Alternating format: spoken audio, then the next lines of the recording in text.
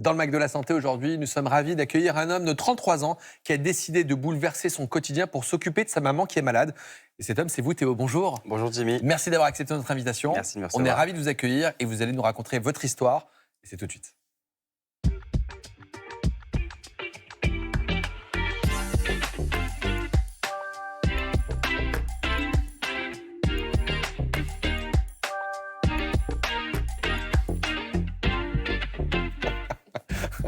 Bonjour à tous, bienvenue au Mac de la Santé. Je suis ravi de vous accueillir pour une heure d'émission consacrée à votre santé et votre bien-être. Alors je trahis un petit secret, je rigole, parce que pendant le générique, on a Aline Afanoukoé qui était en train de mixer Sur les plaques.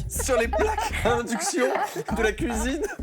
Mais voilà. C'est comme ça, oh, c'est cadeau. Aline C'est la Afanoukoé. fête sans DJ fin avec fête. elle. Il fait pas, hein. Ben Non, oui. on fait pas. Aline, c'est la bonne humeur, Oui, c'est on le essaye, soleil oui. et la musique. Et vous allez nous parler de ces artistes qui souffrent d'un trouble neurologique assez rare et peu connu. Oui, c'est le syndrome de Gilles de la Tourette. Alors souvent, on pense que ce sont des insultes qui sont mitraillées comme ça, mais c'est un peu plus complexe que ça. Et il y a des stars qui en souffrent et qui en parlent Des vraiment stars naturellement. à succès mondial. Hein. Oui.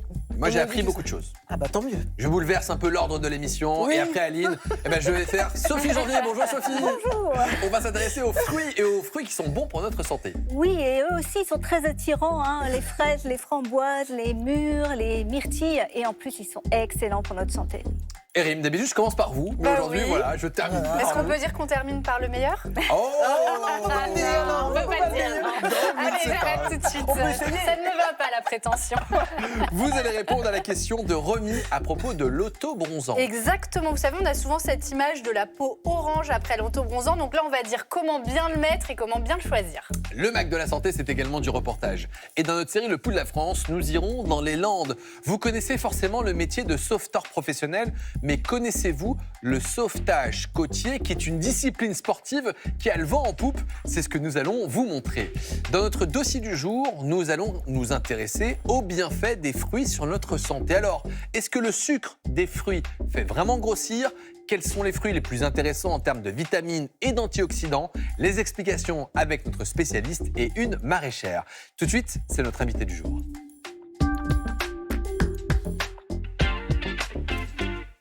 Et nous sommes ravis d'accueillir Théo Maurice. Bonjour Théo. Bonjour Jimmy. On est ravis de vous accueillir. Alors on vous connaît notamment sur les réseaux sous le pseudo Théo l'aidant. Vous filmez votre quotidien et ce quotidien, c'est celui d'un jeune homme de 33 ans qui a décidé de bouleverser toute sa vie pour s'occuper de sa maman qui est atteinte d'une maladie neurodégénérative rare qu'on appelle l'atrophie multisystématisée. Alors c'est vrai que sur les réseaux on voit plein de choses, mais qu'est-ce qui vous a poussé, vous, à filmer votre quotidien, celui d'un enfant, d'un homme, d'un jeune homme qui aide sa maman malade au quotidien?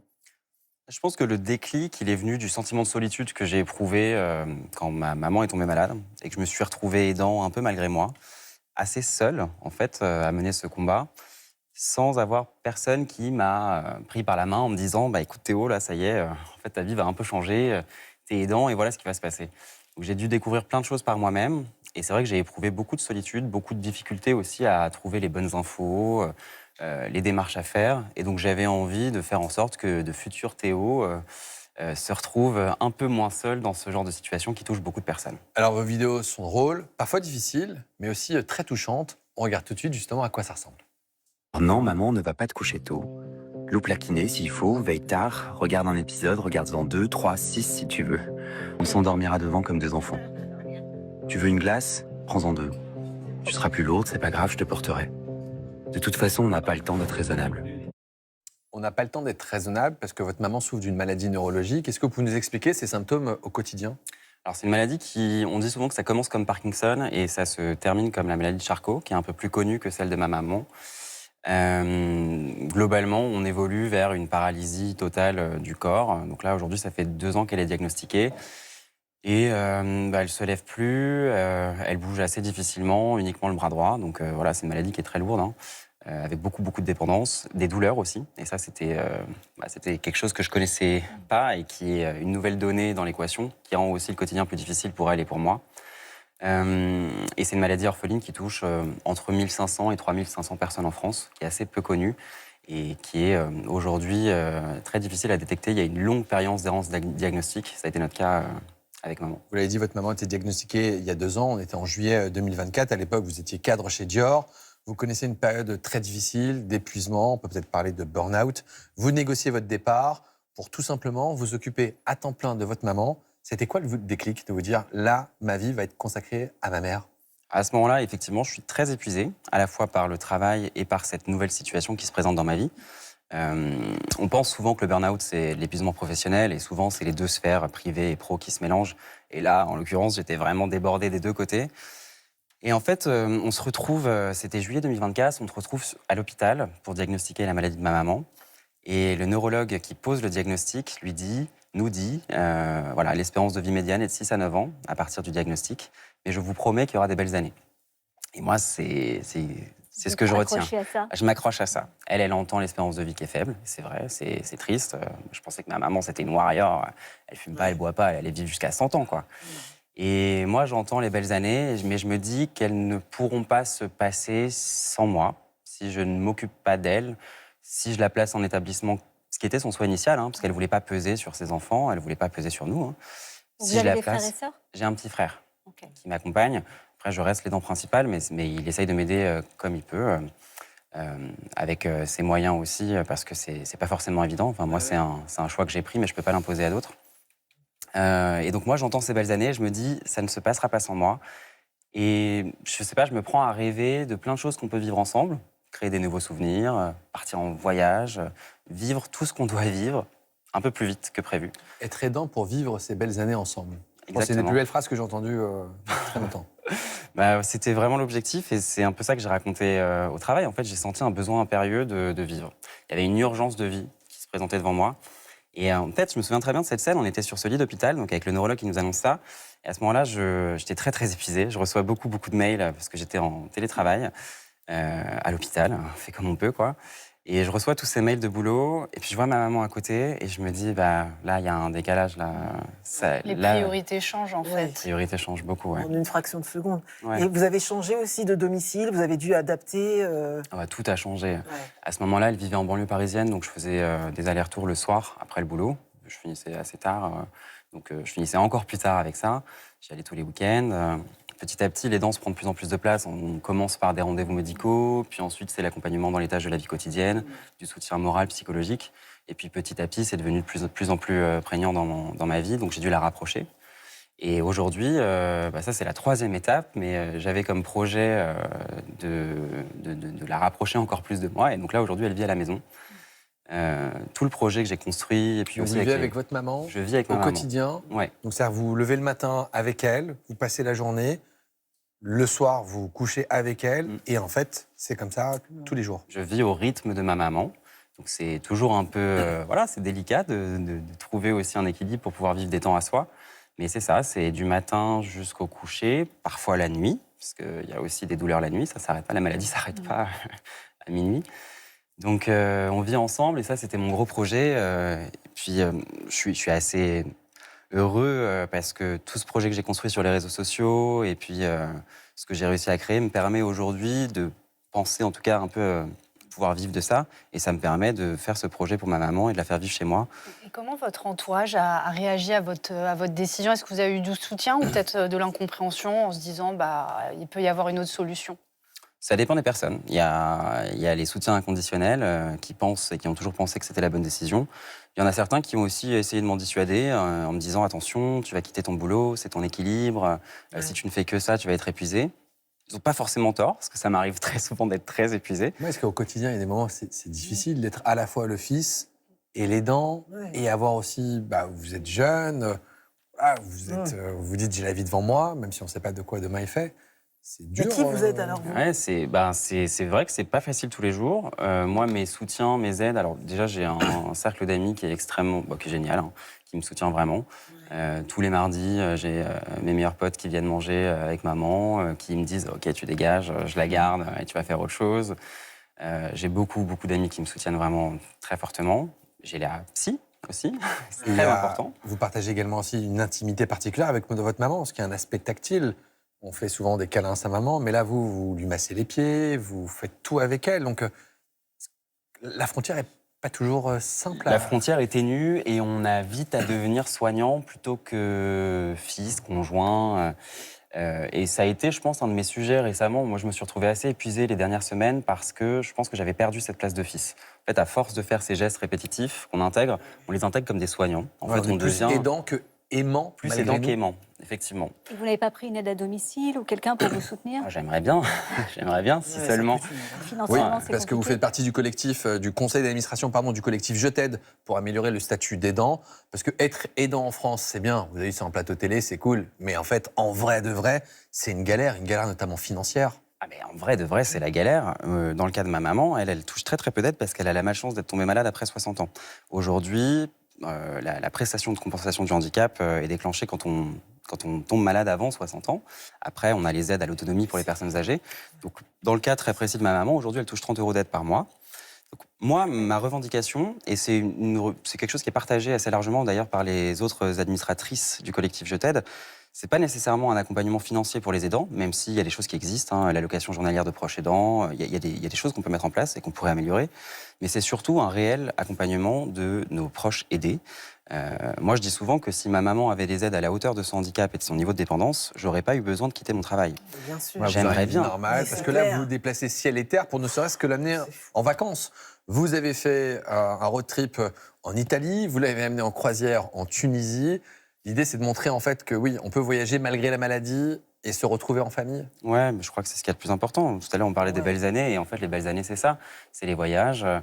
On revient aussi d'une escapade, un séjour de répit en famille dans le Jura, c'était fantastique. Et en fait, tout ça, c'est ce qui nous fait tenir et ce qui nous donne envie de continuer. Sans ça, on est juste dans le soin, et c'est, pour moi, c'est pas ça qui a le plus important. Ce qui est le plus important, c'est les souvenirs construits ensemble. Et comment elle va, votre maman? Ce matin, ça va. Je vous dirai pour demain, on verra. Mais ce matin, ça allait. Théo, qu'est-ce qu'on peut vous souhaiter pour la suite? Des aides, peut-être, un peu Ouais. plus d'aide et une reconnaissance du statut d'aidant, peut-être, ce serait cool. Qu'on puisse faire avancer les choses pour ces millions de personnes Vous qui, militez comme nous... pour ça aussi sur les réseaux? C'est important. Et ça passe par la visibilité, ça passe par le fait de parler de ces sujets qui touchent énormément de personnes en France. Et que la jeunesse se bouge, parce que vous n'avez que 33 ans. Et souvent, on critique les jeunes, parce que 33 ans, vous faites presque partie encore de la génération Z, pas quelque chose près. Ah, c'est sympa, Jimmy, non? Je suis plutôt la génération Y. J'aimerais bien. vous Non, non. partie des jeunes, 33 ans, en fait, pour moi, c'est les jeunes qui se bougent. Et que voilà, on peut donner de soi de sa personne. Vraiment, merci beaucoup Théo. Merci On à rappelle, vous. Merci on fait pas pour souvent ça. ça, mais on rappelle le compte Instagram sur lequel vous publiez des vidéos. TikTok aussi également, peut-être? Ouais, un peu partout. Facebook aussi. Facebook aussi également. Facebook, Instagram, TikTok. Théo, en aidant maman, abonnez-vous et on suit Super. votre parcours parce que vraiment, c'est celui de quelqu'un d'exceptionnel et d'admirable. Et donc, c'est pour ça qu'on a décidé de vous inviter. Merci Théo Merci à vous. et on vous souhaite bon courage pour la suite. Merci. Regardez ce fauteuil qui s'affiche sur votre écran. Il est roulant, il est pliable, il est très maniable et il est fabriqué à partir d'un gyropode. Et il a été conçu en Auvergne. Cette innovation facilite le quotidien de nombreuses personnes en situation de handicap. Une invention française racontée par Géraldine Zawansky, Julie Ledru et Nathalie Vincenti. Vanessa ne devait pas avoir besoin de fauteuil roulant. Mais il y a 6 ans, elle est amputée après un accident et pour elle, impossible de marcher avec une prothèse. Au bout de quelques mois, j'ai commencé à souffrir de douleurs, des douleurs neuropathiques du moignon, qui fait que je ne peux pas être appareillée. Je souffre trop, et encore plus lorsque j'enfile un appareillage, parce que j'ai essayé à plusieurs reprises. Chez elle, Vanessa s'est adaptée à ce fauteuil, mais sortir était beaucoup plus difficile. Jusqu'à la découverte de ce fauteuil électrique étonnant, une invention française appelée GUS pour gyropode utilitaire et sportif. Les roues du fauteuil manuel sont très fines. Ce ne sont pas des roues qui absorbent beaucoup les chocs. Donc moi, elles me provoquent très vite des douleurs, les vibrations. Alors que vous voyez, les roues du GUS, elles sont quand même beaucoup plus grosses. C'est le jour et la nuit. Ce gyropode est aussi plus étroit et plus maniable qu'un fauteuil électrique classique qui ne passerait pas dans cet ascenseur. Et son pilotage exige un engagement physique. Le guidon, il sert juste à tourner à gauche ou à droite. Sinon, pour avancer ou reculer, et même s'arrêter, c'est mon corps qui fait ça. Ça fait travailler les abdominaux. Ça, c'est plutôt pas mal. Il y a un petit balancement qui se fait d'avant en arrière, qui me rappelle les sensations de balancement que j'avais avec la marche, la randonnée, par exemple. Des sensations et surtout une liberté qu'elle avait perdue depuis l'amputation. J'ai retrouvé le plaisir de la balade, ce que j'avais plus du tout. Et c'est décuplé quand c'est en vacances. Là, je peux vraiment aller dans la nature, ce qui m'a beaucoup manqué les années précédentes. Une autonomie rendue possible par Philippe Cardozo, l'inventeur du Gus. Mon beau-père s'est retrouvé en situation de handicap du jour au lendemain. Quand il s'est renseigné sur les fauteuils électriques, ça coûtait excessivement cher. Donc travaillant sur des gyropodes debout, j'avais créé un siège avec un siège de tondeuse fixé sur un gyropode. Et ça a permis à mon beau-père, à l'hôpital, de pouvoir sortir de sa chambre. Voilà la nouveauté, l'évolution. 10 ans plus tard, le prototype s'est transformé grâce aux améliorations conçues avec le corps médical. Le professeur Genet a tout de suite été convaincu par cette innovation. Le Gus impose de bouger le tronc et donc ça va améliorer la digestion, améliorer les flux sanguins, améliorer le renforcement musculaire, protéger les articulations et donc une stimulation maximale des capacités de l'usager.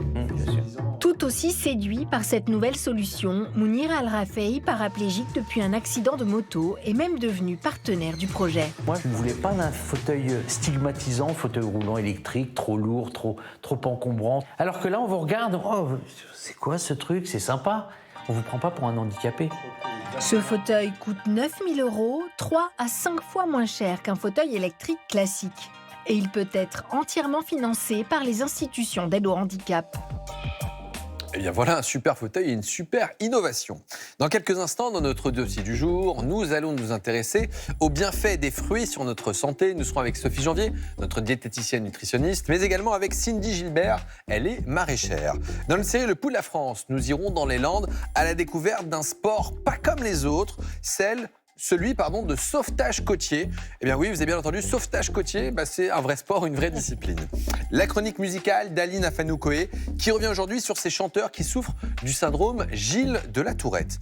Nous répondrons à la question de Romy, une téléspectatrice, qui aimerait savoir quel type d'autobroson choisir et comment bien l'utiliser. Eh bien c'est Rim qui a fait quelques tests, vous allez voir le résultat. Et il est temps de retrouver nos chroniqueurs.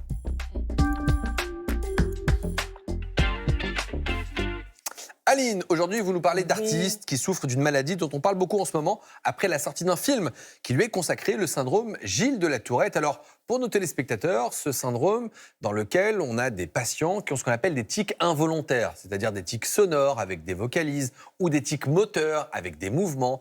Ça, c'est le côté classique, mais qui est parfois pas bien décrit. Mais d'ailleurs, parce qu'en fait, on se rend compte que c'est une pathologie qui est encore assez méconnue. Alors, il y a des artistes, effectivement, qui en souffrent et qui en parlent un peu sans tabou, sans détour. C'est le cas d'une star mondiale de la pop qu'on connaît tous, regardez. So if you really wanna know when I'm away. La surdouée, la délicate chanteuse américaine Billie Eilish. Figurez-vous qu'en 2018, elle a partagé ce trouble auprès de ses fans pour expliquer que toutes ces vidéos où on la voit avec des tics sont dues à cette maladie, ce syndrome Gilles de la Tourette, qui lui a été diagnostiqué quand elle avait 11 ans. Voilà. Et il lui arrive d'avoir ces tics qui sont pas forcément hyper flagrants, mais avec lesquels elle vit toute la journée. Elle a dit concrètement, à l'époque, c'est quelque chose que j'ai vécu toute ma vie. J'en ai parlé parce que je ne voulais pas que les gens pensent à moi qu'ils pensent à la Tourette dès qu'ils me voient. Mes tics sont uniquement physiques et discrets. Et pour elle, il s'agit essentiellement de tics moteurs. Oui, alors moteurs, mais très fatigants, avec lesquels elle vit au quotidien et que nous, on ne peut pas forcément percevoir. Mais elle raconte remuer l'oreille, lever le sourcil, claquer ma mâchoire ou encore fléchir mon bras ou mes muscles ici et là. Voilà, ce sont des choses que vous ne remarquerez pas si je ne vous le dis pas. Mais quand je me déplace, je ne tique pas du tout. Quand je monte à cheval... On monte tous à cheval. Que je bouge ou que je chante, elle se concentre et elle ne tique pas. Donc voilà, c'est ça qu'il faut retenir, c'est que sur scène, avec la concentration extrême, ces tics s'effacent. Donc elle vit complètement bien avec. Billie Eilish le vit bien, on met des guillemets, évidemment, ça reste un syndrome handicapant, mais pour d'autres, c'est beaucoup plus difficile à vivre encore, en particulier sur scène. Oui, c'est le cas du chanteur qu'on a découvert avec un tube planétaire, Lewis Capaldi. Magnifique Magnifique chanson. Je ne savais pas qu'il était aussi atteint de ce syndrome. Il est atteint du syndrome, il a 29 ans aujourd'hui. Et en fait, en 2023, sur la scène de Glastonbury, il a cette crise qui ne l'empêche pas de chanter, il continue. Mais après ça, il dit j'arrête, je vais me concentrer sur ma santé, je vais essayer de m'en remettre, voilà, je me retire en tout cas de la scène publique. Et puis il revient avec un titre qui est lourd de sens et qui vraiment dit tout, qui s'appelle Survivre, Survive. Most nights I feel that I'm not enough. I've had my share of Monday mornings when I can't get up. Et alors, tous ces fans ont salué cette chanson, l'ont remercié de partager comme ça ce qu'il vit, et la façon dont il se livre sur ce combat. Et c'est vrai que cette chanson est hyper forte, et ce qui est frappant, c'est combien ces artistes n'essayent pas de nier qu'ils ont cette maladie, ils n'essayent pas de la cacher, ils composent avec. Très courageux, je C'est trouve, très d'en parler courageux, aussi. ouais. On est aux États-Unis, mais on imagine qu'il y a des artistes français qui doivent également souffrir de ce syndrome. Oui. Mais là, c'est beaucoup plus discret. C'est plus discret, c'est encore un peu tabou. Sauf qu'il y a une chanteuse dans le Var, dans le sud de la France, qui s'appelle Esmé, qui, elle, en parle assez facilement. À trop cogner, j'ai mes chaos, mes peurs, j'ai tout donné, c'est mon égo se meurt, encaissé, blessé. Ça, c'est Echo, c'est le premier single d'Esmé qui parle vraiment de ce qu'elle a vécu et de comment elle se maintient grâce à la musique. Elle a été diagnostiquée à l'âge de 6 ans et elle a été victime de harcèlement scolaire à cause de ça. On se moquait d'elle tout le temps et c'est la musique qui lui a permis de se canaliser, de se concentrer, de surmonter ça. Elle vit avec cette maladie, mais ça ne l'empêche pas de créer et de faire un début de carrière, ma foi, assez remarquable. C'est ce qu'on aime avec les artistes, qui parfois ne sont pas du tout aussi lisses qu'on peut l'imaginer. Voilà, et donc il ne faut pas les écouter en se disant, voilà, oh, je compatis, j'ai pitié, pas du tout. Ils se maintiennent, ils se battent, ils nous donnent de la force et ils nous disent qu'en fait c'est possible. Et ils ne veulent pas, comme Billie Eilish le dit, être réduits à leur maladie. Donc il ne faut pas du tout les regarder avec une sorte de pitié, pas du tout. Et ça leur permet même d'avancer pour certains. Billie Eilish, elle dit, mon syndrome Gilles de la Tourette, c'est mon ami, je vis avec lui depuis des années. Et voilà. Il y a d'ailleurs un film qui a cartonné. Plus fort que moi. Mais oui. Oui, moi je l'ai bah vu. oui, toi, Rim, tu l'as adoré. J'ai adoré. L'acteur, pour moi, il a tous les prix. Et surtout, j'ai vraiment découvert ce qu'est cette pathologie parce que j'avais juste, vous savez, le cliché de l'insulte qui part. Oui, parce que tout le monde croit que c'est ça. Parce que c'est ce qu'on a beaucoup mis dans des reportages sur des chaînes, peu importe la chaîne, mais avec des gens qui... Alors ça existe, hein, mais c'est 15 à 20% du syndrome de Gilles de la Tourette. Ce sont surtout des tics et voilà, des gènes. Voilà. Combativité. Merci beaucoup, Aline. Merci. C'est très joli coup de cœur et information. Et tout de suite, on retrouve Rim qui répond à toutes vos questions.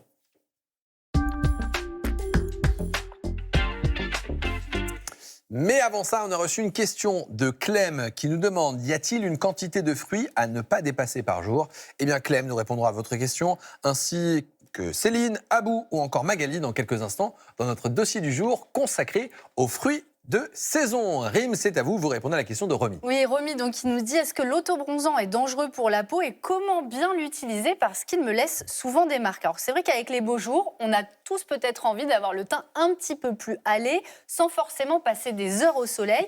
Et donc l'autobronzant a ses adeptes, mais on a aussi une image un peu mauvaise de l'autobronzant avec notamment des gens sur les réseaux qui partagent un peu, on va dire, leur échec, hein, puisque cette jeune dame-là se retrouve tout orange. Tiens, ça me fait penser à quelqu'un, non? Ah oui, à qui? Je ne sais pas, quelqu'un qui doit utiliser aussi de l'autobronzant et qui est orange. Non, ça vous fait penser à personne? Non. Alors, Si, je l'ai. On veut prendre la même personne, nous on est une émission cool. Non, par contre, vous, Sophie, vous m'avez dit que vous aviez testé l'autobronzant et que c'était avec pas un top. succès très relatif, je dois dire, parce que j'ai du mal à ce que ce soit uniforme. Voilà, donc j'ai un peu laissé tomber. Okay. Ah, mais je crois comprendre. Vous parlez d'un président Oui, américain. Moi, je pensais que vous parliez d'un présentateur télé. Je me suis dit, oh là là, on va se mettre dans une galère, pas possible. Tu y penses? Oui, je me sens autobronzant. Alors, de quoi sont composés ces autobronzants? Alors, donc pour les autobronzants, ce qu'ils contiennent, c'est la DHA, donc dihydroxyacétone, c'est pas facile à dire, qui se lie aux protéines présentes sur la peau pour former des molécules brunâtres semblables à la mélanine, mais ça colore uniquement la surface de la peau et non pas plus profondément comme le soleil ou encore les cabines à UV. Donc il n'y a pas tous les effets négatifs des UV, qui est le vieillissement prématuré de la peau et les risques de cancer dont on parle souvent ici. Donc pas d'effet négatif des UV, mais malgré tout, quelques précautions à avoir. Oui, alors le fait que les composés, ils peuvent dessécher un peu la peau, donc cette DHA notamment, donc on évite quand on a des pathologies type eczéma et psoriasis. Il y a aussi certaines formules qui contiennent des composés allergisants, de l'alcool et des produits irritants, donc il faut bien lire les étiquettes. Et surtout, ça ne contient aucune protection solaire. C'est pas parce qu'on va mettre de l'autobronzant qu'on va être protégé des UV. Donc si vous en mettez également des crèmes avec du SPF. Notre téléspectatrice Romy parle de certains ratés qu'on peut voir sur les réseaux. Et donc il y a peut-être une bonne technique à avoir. Oui, alors c'est vrai que donc, ces produits, déjà, on les trouve sous différentes formes. Vous avez des crèmes, vous avez de la mousse, vous avez des sprays, également des gouttes. Donc à vous de trouver ce qui vous convient. Alors, vous allez me dire ce que vous en pensez. J'ai fait le test hier. Est-ce que vous voyez une différence? Ce bras-là. Le bras du haut. Oui, le bras du haut. On voit vraiment la différence. Pas mal, hein. J'ai fait ça hier. Je vais vous montrer comment j'ai fait. Comme ça, on va égaliser les deux bras. Oui, parce que là, on a l'air... Voilà, hop. Donc, j'ai mis quelques gouttes. La mouche, j'ai trouvé ça pas mal, moi, comme format. Vous mettez autant de quantité, Rime? Moi, je suis déjà mal. Vous n'avez bougé pas. On dirait vous savez, des cacas de mouette. C'est rigolo. Oui, c'est mais ça. Sérieux, on dirait pas l'autobronzant. Non, mais ça sent la noix de coco, ça va. Mais là, vous mettez ça. Allez, on y va. Je l'étale. Hop là. Mais bonne idée le gant. Et c'est quoi comme gant? C'est quoi ce gant, Rime? C'est un gant spécial. C'est un gant de crin. Non, c'est pas un gant de crin, c'est un gant, regardez, touché, c'est un petit peu comme de la mousse. Mais qui est vendu avec? Qui est vendu avec, absolument. Vous pouvez l'acheter à part, hein, ça coûte environ 5 €. Et ça vous aide déjà à bien étaler de façon égale pour pas avoir les traces dont parlait Sophie. Et surtout, ça vous évite de vous en mettre plein les mains. Il sent bon, hein, parce qu'en réalité, c'est ça qui souvent trahit les personnes qui ont mis déjà eu ce problème. On a les paumes toutes oranges. Donc voilà. On fait aussi, on lit bien la notice parce que chaque produit a un peu son usage différent. On peut faire un test dans 24 heures avant sur une petite zone pour être sûr qu'il n'y a pas d'allergie. Et donc, comme je vous le disais, on peut aussi exfolier la peau, donc se faire un petit gommage la veille. Ça va aider au côté uniforme. Et puis, normalement, avec le gant et un bon produit, vous êtes bien, vous n'aurez pas toutes les traces qu'on peut voir parfois. Mais si on prend la douche, ça part? Alors, il faut attendre au moins, par exemple, celui-ci, il faut attendre 6 heures. Je voulais me dire, il faut attendre 5 jours. Non. On ne se lave Tu serais bien non. bronzé. En gros, celui-là, vous attendez 6 heures, par exemple, avant de vous doucher. Et ensuite, ça peut tenir quelques jours, voire une semaine. Et vous hydratez bien la peau chaque jour. Voilà, mais vous pouvez vous doucher, hein, tout va bien. Et moins on se douche, plus ça dure longtemps? Non, Ça va pas sur le visage, ça. L'hygiène. Si, regardez le petit gant que j'ai donné à Jimmy, c'est pour le visage. Et en général, c'est précisé pour le corps, pour le visage, etc. Il n'y a pas de produits toxiques là-dedans? Il faut regarder les compositions. Hein. Par exemple, celui-là, j'avais regardé, il y a de l'aloe vera, etc. Donc, c'est bon. Le DHA, c'est le produit qui est, mais... Normalement, si vous choisissez bien, c'est bon. Ça sert à quoi, pardon? C'est pour esthétique, non? C'est comme le maquillage. Oui, c'est ça. Les gens aiment bien être bronzés, voilà. Ah oui. Bon, vous n'avez pas ce problème, c'est pour ça, Aline. Mais détrompez-vous. Vous allez vous mettre à l'autobronzant? Je vais m'allonger. J'attends de voir ça. Merci beaucoup, Rime, de tes explications. Et tout de suite, on prend le pouls de la France, direction les Landes.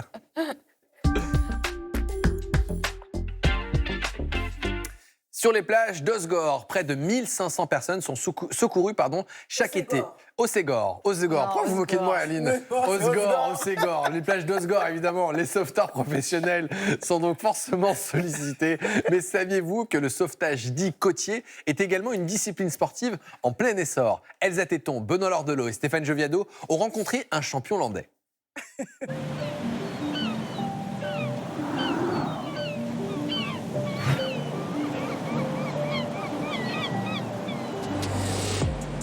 Minuscule au creux des vagues de 3 mètres, Yulen Martico-Rena n'est pas du genre à se laisser impressionner.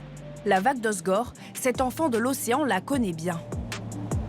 Une fois à l'intérieur de la vague, on a l'impression que tout est au ralenti. C'est un peu ma thérapie, c'est l'endroit où je me sens le mieux. C'est un endroit où toutes les pensées dans ma tête un peu s'arrêtent et je vis le moment présent à fond. Si chaque session est un plaisir pour le surfeur de 27 ans, quand il change de planche, les choses sérieuses commencent. On est quand même sur une planche plus lourde, ça fait 8 kilos environ. Celle-là, elle est en carbone. C'est mon outil de compétition.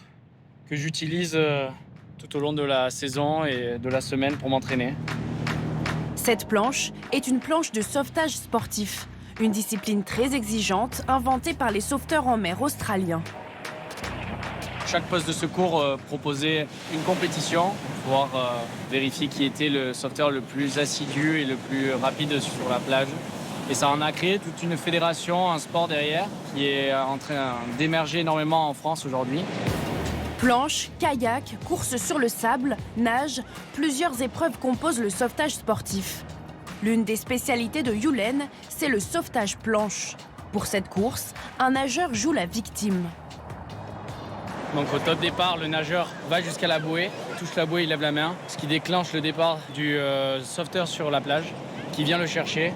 Ils font le tour de la bouée ensemble et ensuite ils rentrent tous les deux en ramant sur la planche. Comme tout sportif de haut niveau, Yulen s'entraîne 2 à 3 fois par jour. Plus qu'un sport, le sauvetage est pour lui une passion depuis ses 6 ans. Champion de France, d'Europe et même champion du monde à 2 reprises, les succès en compétition s'enchaînent. En 2022, il quitte Osgore pour se mesurer aux meilleurs athlètes internationaux. J'ai voulu encore viser plus haut, notamment sur l'échelle néo-zélandaise, qui est la 2e nation mondiale, et australienne. Ça a été très intense et très enrichissant. J'ai pu vraiment m'entraîner avec les meilleurs athlètes mondiaux, en découdre au maximum et grandir encore. Cette expérience, il la partage aujourd'hui avec les jeunes d'Osgore. Léonard, vous prenez les planches à 2. Au programme de la leçon du jour, les dangers de l'océan Atlantique. En tournant un peu la tête, qu'est-ce que vous pouvez me dire sur l'océan aujourd'hui? Il y a du courant, on voit la mouche qui dérive un petit peu vers là-bas. La houle, elle arrive et sur le banc de sable, elle casse. Tout le monde est d'accord avec ça? Oui. Ok, donc la vague, elle casse et petit à petit, elle diminue parce qu'il n'y a plus de fond. Donc ici, c'est creusé, d'accord? Il y a un trou. Une baïne, d'accord? Les baïnes, ce sont de puissants courants qui rendent les plages landaises particulièrement dangereuses. En 2025, les sauveteurs ont secouru 1500 baigneurs, un chiffre qui inquiète les parents. Ici, on n'est pas en Méditerranée, il y a quand même beaucoup de courants. C'est là où ils vont apprendre le plus les gestes de sécurité, les courants, comment ça fonctionne, les premiers gestes à faire si c'est nécessaire. Et voilà, tout simplement. Allez, vous êtes 2 par 2 par planche. Grâce au sauvetage sportif, les enfants peuvent donc se jeter à l'eau en toute sécurité et surtout s'amuser. Un loisir qui suscite aussi des vocations. Plus tard, je voudrais bien sauver des vies, des gens qui sont en danger. Et aussi, j'aime bien le sauvetage. Avec ses 850 licenciés, le club d'Osgore est l'un des plus importants de France. Un événement pourrait encore faire gonfler ce chiffre, les Jeux Olympiques de Brisbane en Australie en 2032. Le sauvetage sportif est l'une des disciplines en lice pour intégrer la compétition. Les clubs de sauvetage pourraient émerger un peu partout en France et du coup ramener encore plus de public, du coup initier encore plus de gens à l'océan, qu'il y ait de moins de noyades l'été. Yulen est aujourd'hui sauveteur professionnel. Tous les étés, il veille sur les plages d'Osgore. On passe à notre dossier du jour. L'été, ce n'est pas seulement la saison des vacances et de la plage, c'est aussi celle des fruits gorgés de saveurs. Melon, fraises, pêche ou encore cerises, on a l'embarras du choix. Alors, quels fruits privilégier? Quels sont leurs atouts nutritionnels? Comment les choisir et les conserver? On répond à toutes vos questions avec nos invités.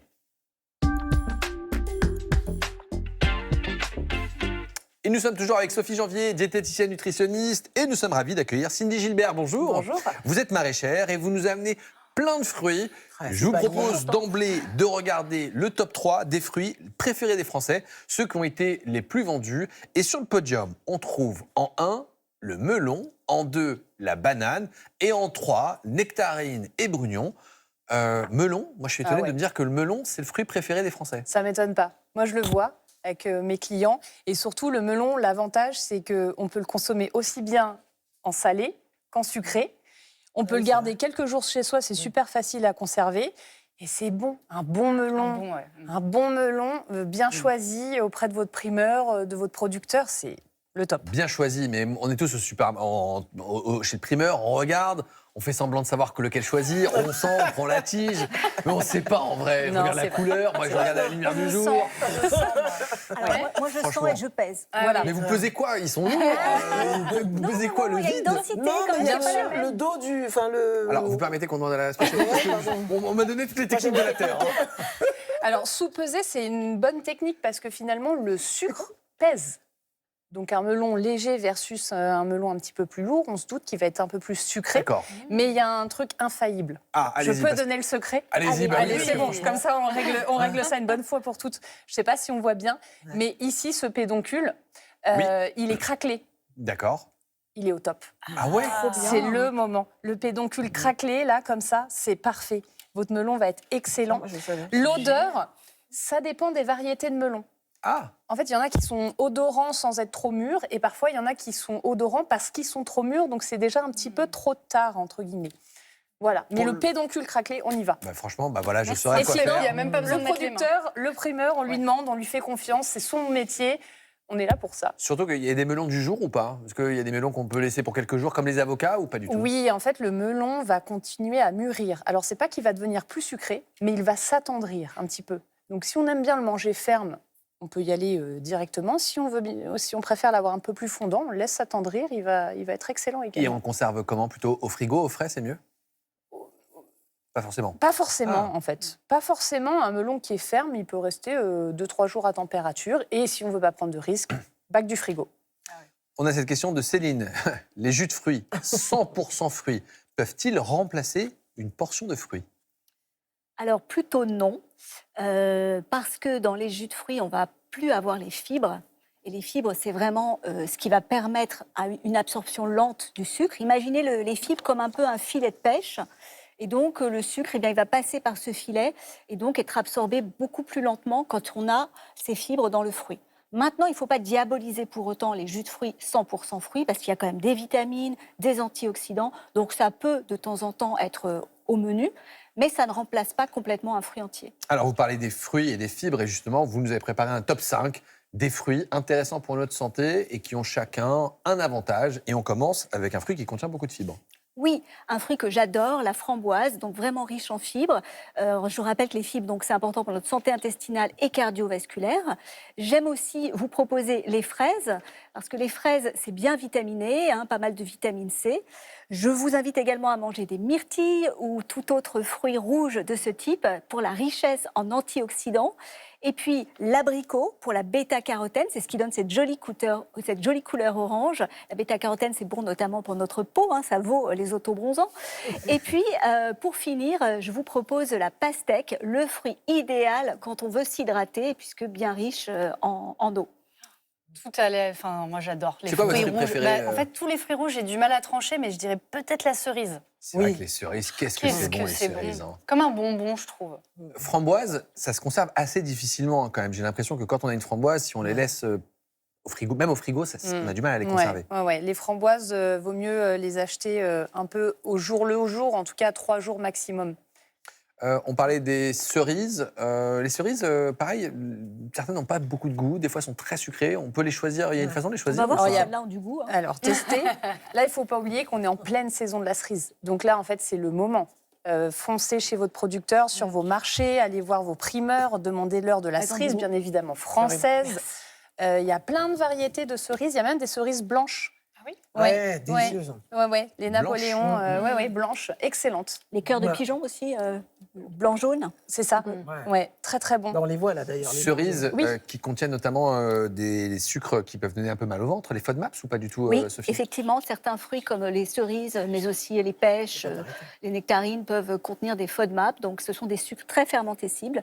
Et donc, si vous êtes sensible, vous avez déjà ce qu'on appelle l'intestin irritable, ça peut poser problème, effectivement. C'est-à-dire, c'est quoi la bonne quantité là quand on prend les cerises? Parce que moi, vous mettez ça part très vite, malheureusement. C'est quoi une bonne ça quantité? se mange assez bien, on va Une dire. portion de cerises, c'est quoi? Je dirais ce qui tient dans la main. Vous voyez, ça ferait une jolie portion de 80-100 grammes. Voilà. Une main, donc si j'ai une grande main, je pourrais le dire.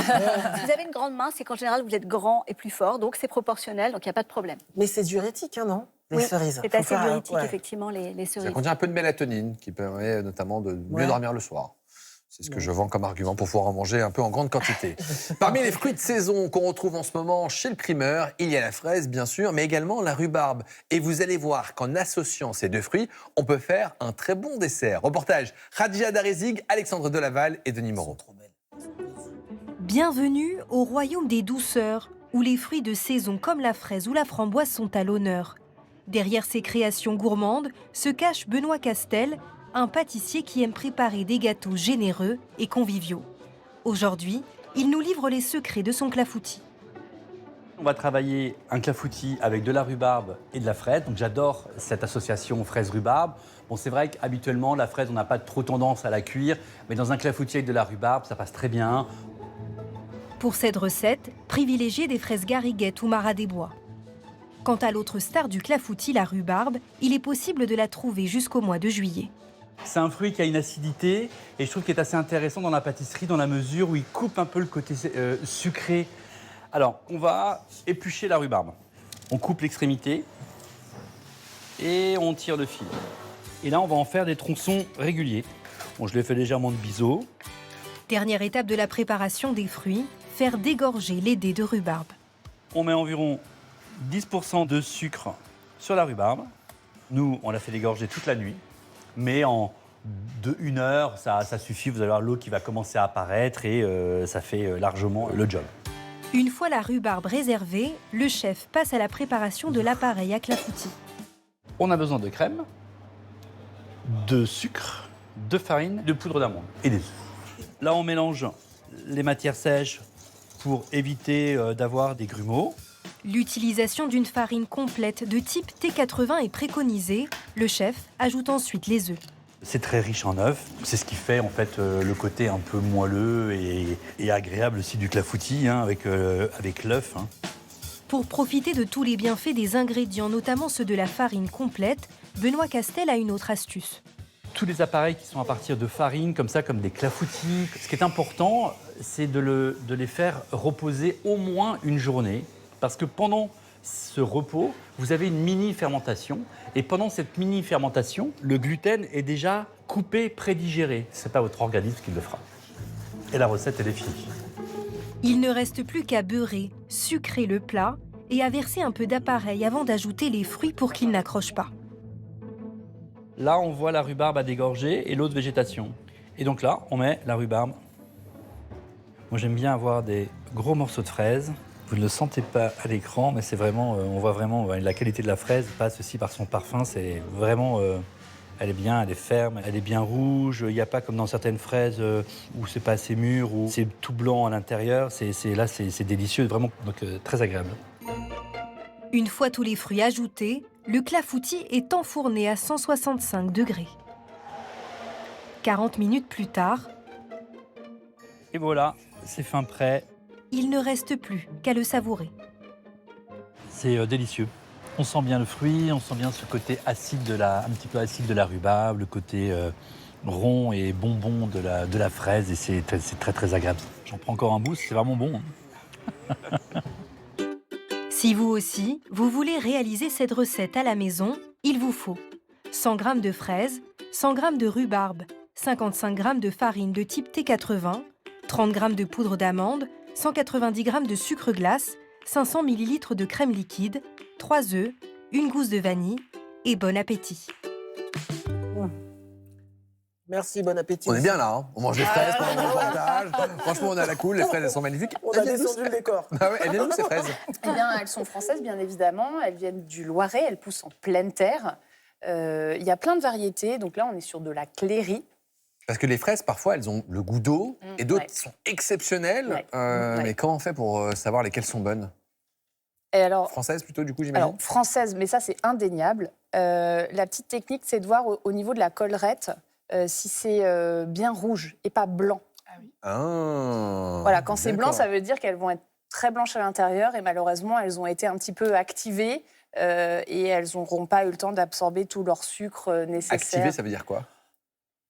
Un peu, alors, soit chauffé quand c'est en début ou fin de saison, dans la serre, soit hors sol, et dans ce cas-là, c'est moins goûteux. Et ces fraises qui sont justement pas très bien cultivées en termes de bienfaits, j'imagine qu'il y en a moins. Oui, en général, une fraise cueillie à maturité va avoir le maximum de micronutriments, hein, notamment les vitamines. Donc oui, c'est clair qu'il vaut mieux choisir un fruit à maturité. Abou nous pose cette question, est-ce qu'il y a des fruits à éviter le soir? Alors les fruits qui seront riches en vitamine C peuvent éventuellement être un petit peu plus excitants. Donc si on est vraiment très sensible, on a du mal à s'endormir, peut-être qu'on va éviter de manger toute une barquette de fraises en été. Mais à part ça, il n'y a pas que trop manger de... un cookie ou manger une glace le soir perturbe le sommeil. Quand on a envie de manger un truc, autant manger des fruits, non? Oui, absolument. Quel est le meilleur moment de la journée pour manger des fruits? C'est vrai que certains disent, là tout à l'heure, on nous disait éviter le soir. Est-ce que le matin c'est mieux? Est-ce que ça change quelque chose? Quand ça vous fait plaisir, vraiment. Il n'y a pas besoin de se poser 1001 questions sur ça. On a de la pastèque également. Je confirme. Bah oui, c'est une pastèque. Beau bébé. Pastèque, pour choisir, c'est aussi difficile. Hein. Certaines, elles sont très bonnes. Moi, pareil, je tape dessus. Je fais semblant d'entendre mes toc-toc. Je fais comme je Ça peux. doit être dingue de voir au marché. Bah ouais, tu vois l'expert. Ah ouais, je la repose alors que... Bon, encore une fois, demandez à votre primeur, hein, c'est son métier. Non, sur la pastèque, d'ailleurs, petite précision, parce qu'on pense que la pastèque vient toujours d'ailleurs et d'un peu loin, mais il y a une très belle production de pastèque en France. C'est pas vrai. Nous-mêmes, moi-même, j'en produis. De la pastèque en France? Oui, je suis en Essonne, hein, j'en produis. Ah Voilà. oui, d'accord. On en fait toujours tous les étés. Les conditions météo sont... Les étés sont de plus en plus chauds, donc même nous, au nord de la Loire, on arrive à faire des choses très sympas. Et dans le sud de la France, ils vous font des productions de pastèques magnifiques. Et pour la choisir, le mieux, c'est qu'elle ait une petite tache, en fait, un petit peu plus jaune sur la peau. En général, c'est à ce moment-là qu'elle est à pleine maturité. Donc j'arrête de taper dessus aussi. Ça sert à rien de taper sur le... Pourquoi pas? J'ai l'impression d'être un expert. On nous demande quels fruits éviter quand on a le syndrome de l'intestin irritable. On en a parlé tout à l'heure avec les cerises qui contiennent des FODMAPs. Est-ce qu'il y a d'autres fruits comme ça qui peuvent donner des troubles digestifs? Il y a la prune, il y a les nectarines. Donc en fait, ça va être des fruits soit qui contiennent trop de fructose, soit qui contiennent trop de polyol. C'est deux catégories de FODMAP. Donc, ça veut dire quoi? Qu'on n'en mange plus? Si on est vraiment très intolérant au FODMAP, on va aller voir un diététicien nutritionniste et on va faire un protocole qui va nous permettre de mieux comprendre ce qu'on tolère et ce qu'on ne tolère pas, plutôt que de le faire à l'aveugle. Et dans ce cas-là, oui, pendant un certain temps, on évitera un certain nombre de ces fruits. Et puis, éventuellement, on avisera peut-être que certaines petites quantités passeront. Voilà. Cindy, bouchez-vous les oreilles parce qu'on a autre chose que des fruits. On a des conserves de fruits. On a également des fruits secs. Alors, la conserve, quand on veut manger des fruits qui peut-être ne sont pas de saison, qu'est-ce qu'on en pense? Eh bien, ce n'est pas non plus à négliger parce qu'on va quand même avoir les fibres, les antioxydants. On va pratiquement plus avoir les vitamines à cause de la stérilisation. Et souvent, dans la conserve, on va avoir un petit sirop de sucre. Donc, si c'est un petit sirop léger comme celui-là, j'ai regardé, la quantité de sucre est vraiment modeste, eh bien, ça peut aller. Si par contre, on a vraiment un sirop de sucre massif, on va être sur un produit peut-être un peu trop sucré, un peu plus à consommer avec modération. Les fruits déshydratés, du coup, Alors ça concentre du coup le sucre, donc c'est quand même très sucré. Donc il faut quand même rester modéré dans la consommation. Mais par contre, beaucoup de fibres, beaucoup de minéraux. Donc c'est quand même intéressant, notamment pour donner un petit coup de fouet. Un autre fruit à nous conseiller? Franchement, on pense toujours aux fraises, aux framboises, mais on oublie les mûres. C'est excellent. C'est pareil, cette saison, tout l'été, on n'a plus d'excuses en fait. Là, on oublie les gâteaux industriels et on mange des fruits en fait. C'est comme des bonbons, ça. Voilà, c'est des bonbons. Il y a juste à les rincer et on y va quoi. C'est comme des bonbons, mais du coup, le sucre du fruit, est-ce que ça fait grossir? Est-ce que c'est interdit quand on est diabétique? On a Catherine qui nous pose cette question. Quel fruit privilégier quand on a du diabète? Instinctivement, on pourrait penser que la fraise, par exemple, est très sucrée. Non, les fruits rouges sont parmi les moins sucrés, donc à privilégier sans problème. Et puis même quand on est diabétique, il y a beaucoup maintenant d'études, de cohortes, vraiment des études scientifiques solides qui montrent quand on est diabétique, quand on a des problèmes cardiovasculaires, il y a plutôt une corrélation positive à manger des fruits. Donc on arrête avec cette idée que les fruits, à cause du sucre, c'est mauvais pour la santé. La science dit exactement l'inverse. À quel moment, du coup? Début du repas, fin du repas? Si on est diabétique, ce sera plutôt à la fin du repas, parce qu'en effet, tout ce qu'on aura mangé avant va amortir on va dire, le sucre qui va ensuite se diffuser. Mais si c'est des fruits entiers, on aura de toute façon les fibres pour amortir déjà ça. Donc n'hésitez pas à manger des fruits, 2-3 portions par jour, c'est-à-dire 80-100 grammes, et même parfois 4-5. Ce qu'il faut noter, c'est qu'en général, les gens qui mangent des fruits ont globalement une alimentation plus équilibrée. Voilà, c'est un cercle vertueux. Et si on fait une collation que de fruits, c'est OK? Bien sûr. Alors, si vous êtes diabétique, j'ai envie de dire, c'est pas mal d'avoir peut-être une petite protéine à côté, un yaourt, quelque chose comme ça. Mais sinon, si vous n'avez pas de problème de santé particulier, vous pouvez parfaitement manger en collation un fruit. Surgelé, c'est validé? Oui, surgelé, on a à peu près les mêmes vertus nutritionnelles que dans du frais, parfois même légèrement meilleures au niveau des vitamines. Parce que si le fruit il a eu un mode de transport pendant 2-3 jours, il va perdre une partie de ses vitamines, alors que le fruit surgelé, en général, il est surgelé sur place à maturité. Par contre, en termes de texture, certains fruits ne vont pas être formidables en niveau surgelé, mais les framboises, par exemple, ça marche bien en surgelé, par exemple. Cindy, tout à l'heure, vous me disiez qu'un client vous a posé une question à propos des cerises et de la couleur. Oui, bien sûr. Il y a un client qui m'a demandé si les cerises noires, enfin plus foncées en tout cas, contenaient plus d'antioxydants. Je crois qu'il voulait vraiment rajeunir. Vous mangez de très bonnes cerises. Vous mangez de très bonnes cerises. Alors, c'est pas faux. C'est vrai que plus elle va être foncée, plus elle va être riche en anthocyanes. Donc un type d'antioxydant particulièrement intéressant qu'on va trouver aussi dans les myrtilles ou dans les mûres. Donc oui, il a plutôt raison, votre client. Aurélie qui nous demande s'il faut éplucher certains fruits. Parce que c'est vrai qu'on dit que la pomme, il faut la manger plutôt avec la peau, pour le reste.